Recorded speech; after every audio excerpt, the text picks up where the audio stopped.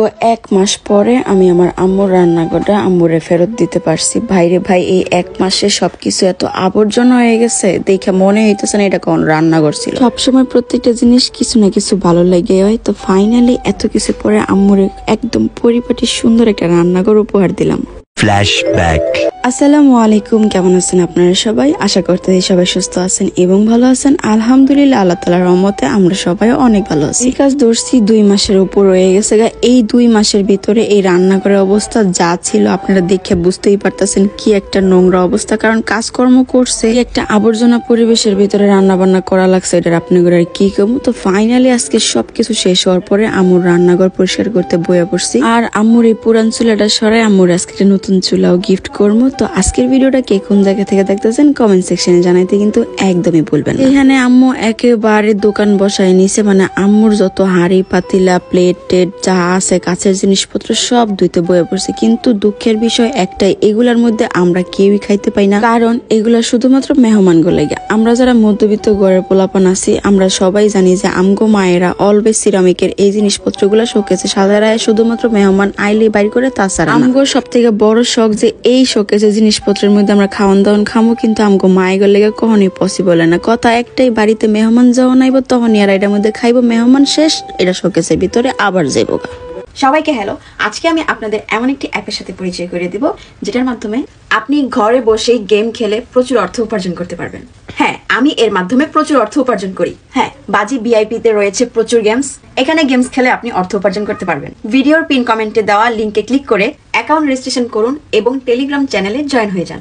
এই ওয়েবসাইটটি 100% বিশ্বস্ত এবং ঘরে বসে অর্থ উপার্জন করার এবং ধনী হওয়ার এই সুযোগটি ব্যবহার করার একটি দুর্দান্ত সুযোগ।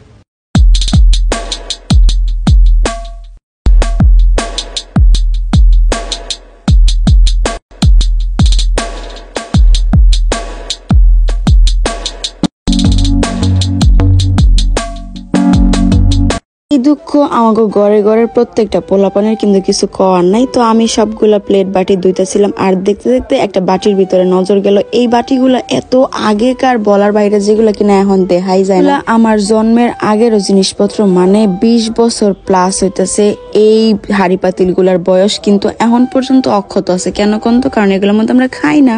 এই বছরে 2 বার পরিষ্কারই হয়, এতটুকুই জানি। তো আম্মুর আমি কইতেছিলাম যে এগুলোর মধ্যে একটু খাইতে দিতে পারো না? এগুলোর মধ্যে তোরা খাবি কে লেগে? এগুলোর মধ্যে খাইবো তগো শ্বশুর বাড়ির মানুষেরা মেহমানেরা, এগুলো তগো লাই কেনা, তোরা খাবি স্টিলের বাড়ির মধ্যে। কোনো কথা আমরা ঘরের মানুষরা খাইতে পাবো না, বাইরের মানুষগুলো এগুলো দিয়ে খাওয়াইতে হবো। তো যাই হোক, এই দুঃখের কথা কইতে কইতে আমি এদিকে কাজ করতেছিলাম আর আম্মুর লগে ফাইজলামি করতেছিলাম। করা তো আসলে এমনি একটা বাহানা। এমনি তো আমরা কোনো সময় আমাকে ফ্যামিলির মানুষের লগে এখনকার জেনারেশন যারা আছে কথাবার্তা তেমন একটা না কই পারলেই বাসি আর কি, সারাক্ষণ নিজের দুনিয়ার ভিতরেই ব্যস্ত। ওরাও আসলে চায় যে ওগুলোকে আমরা একটু কথাবার্তা কই, ওকে দিন দুনিয়ার খোঁজ খবর নেই, বা আমগো লাইফে কি চলতেছে ওইটা আমরা একটু শেয়ার করি। বাট আমরা জানি কেমন এখন একটা চাপা স্বভাবে রয়ে গেছি, নিজের কষ্ট নিজের সবকিছু নিজের ভিতরে রাখি, পরিবারের লগে ওই বিষয়গুলো শেয়ার করি না, যেটা কিন্তু একদমই উচিত না। তো যাই হোক, এক এক করে অনেকগুলা প্লেট অনেকগুলা হাড়ি পাতিল আইতেই আছে। আমি খালি চিন্তা করতেছিলাম এত এত হাড়ি পাতিল আসলে ছিলটা কই। বাইরে থাকতে থাকতে জিনিসগুলা নোংরা হয়ে গেছে অবশ্য।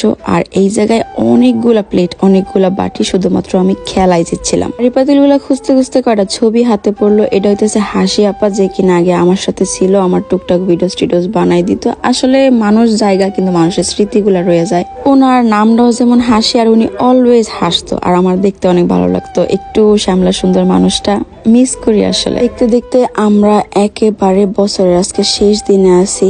এই দিনের পরে আমরা একটা নতুন বছর দেখতে পাবো। নতুন বছরে আপনার কি চাওয়া পাওয়া এগুলো তো আর আমি বলতে পারি না, কিন্তু আপনার কাছে একটা কথা অবশ্যই কমু, নতুন বছর বলে কথা না, নিজেরা যদি পরিবর্তন করতে চান, নিজেরা যদি ভালো রাখতে চান, এখনই রাখেন। নতুন বছর আর কি শুধুমাত্র কয়েকটা ক্যালেন্ডার চেঞ্জ, বাট আপনার ভিতরে পরিবর্তন, আপনার মন মানসিকতা সবকিছু আপনার দ্বারাই সম্ভব। নতুন বছরের লগে ওইটার কোনো লেনা দেনা নাই। তো যাই হোক, আম্মুর পুরাতন গ্যাসের চুলাটা লইয়া বইয়া পড়ছে। এটার এখন ধুই আমার যা সুন্দর করতে হবে, কারণ এইটার অবস্থা খুবই বাজে হয়ে গেছে। অবশ্য এই চুলাটা আর এই জায়গায় ব্যবহার করা হইব না, কারণ আমার উত্তরার বাসায় যে ম্যাগনেটিক চুলাটা ওইটা আমি এই জায়গায় দিয়ে দিব আম্মুরে এজ এ নতুন চুলা হিসাবে। আর এমনি তো পুরান চুলার একটা সাইড নষ্ট হয়ে গেছে, তো এটা এমনিতেও চেঞ্জ করা লাগতো। আর দেখেন এই জায়গায় পুরো বাড়ির কাজ করার কারণে টাইলসের উপরে কি পরিমাণ ময়লা জমছে, আর এর ভিতরে রান্না বান্না করা লাগছে কারণ কোনো উপায় ছিল না। আমার আম্মু তো ডিপ্রেশনে কয়েকদিন ঠিকঠাক মতো রান্নাই করে না, আসলে অসুস্থ, রান্না করছিলাম আমি। তার ভিতরে আপনারা দেখছেন যে ছাদের উপরে চুলার মধ্যে যায় রান্না করা লাগছে। ফাইনালি সব বিপদের অবসান গইটাই গেল গা। তো আমি এই জায়গায় সুন্দর মতন করে হাতে জোর দিয়ে ভালো মতন করে টাইলস গুলো ঘষা ঘষা পরিষ্কার করতেছিলাম যেন আম্মুর একটা নতুন ঝকঝকে ফকফকে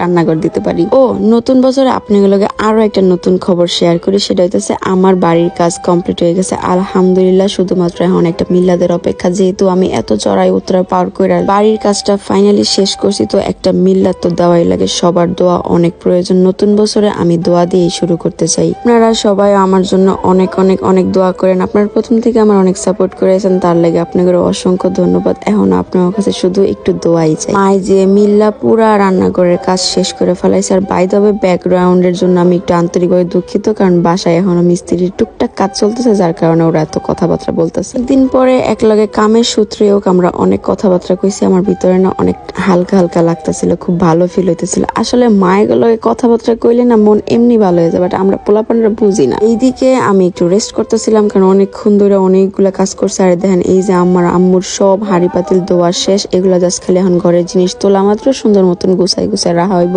এরা তো পারলে পুরানা যা আছে সবই রাইখা দেয়। তো এই চুলাটা আমি দোয়ার পরে কইতেছিলাম যে বাঙ্গারি করে দিয়ে লাও, বেচালাও, পরে কইতেছে কয় না আমি এইটাই ব্যবহার করবো। তাহলে নতুন চুলাটা কি করবা কও তো? আমার রান্নাঘরের এই জায়গায় স্পেস থাকতো না, আমি নিশ্চিত আমার মা এই চুলাটারও এই জায়গায় বসাই দিত, কারণ উনি এই রকমেরই। সন্ধ্যা থেকে এই কাজে লাগা হয়েছিল, প্রায় রাত্রের 11টার উপরে বাইজে গেছে গামগো। এই কাজ শেষ হইতে হইতে আম্মুর অনেক কষ্ট হয়ে গেছে, যেহেতু আরো ঠান্ডার দিন। তারপরেও ঠিকঠাক যতটুকু পারছি আম্মুরে হেল্প করছি। তো এই যে আমার এত হাড়ি পাতিল, এই জায়গায় কিন্তু একটা ইন্টারেস্টিং বিষয় আছে। এই প্রত্যেকটা হাড়ি পাতিলের মধ্যে দুইটা নাম লেখা, একটা হইতেছে আমার আর একটা হইতেছে আমার ভাই খরগোশের। কারণ আম্মুর কথা যখন তোকে বিয়ে শাদী হয়ে যাবো তখন তোকে দুইজনের আলাদা আলাদা করে জিনিসপত্র দিয়ে দিব। এখনকার দিনে হাড়ি পাতিল লয়ে কে পড়ে থাকে কোন তো। আর এই জায়গায় আমি একটা কাজ করছি, আমি দারাজ থেকে ছোট্ট একটা কলের মতন আছে যেটা কিনা ঘুরে ঘুরে পানি দেওয়া যায়। ভাবছি আম্মুর লেগে হেল্প হইব, কিন্তু আমি এটারে ঠিক মতন সেটই করতে পারলাম না। ভাবছি আম্মুর কিচেনটারে আর একটু মডেল কিচেন বানাই দিই, কিন্তু আমি একেবারেই ফেল হয়ে গেলাম। বাট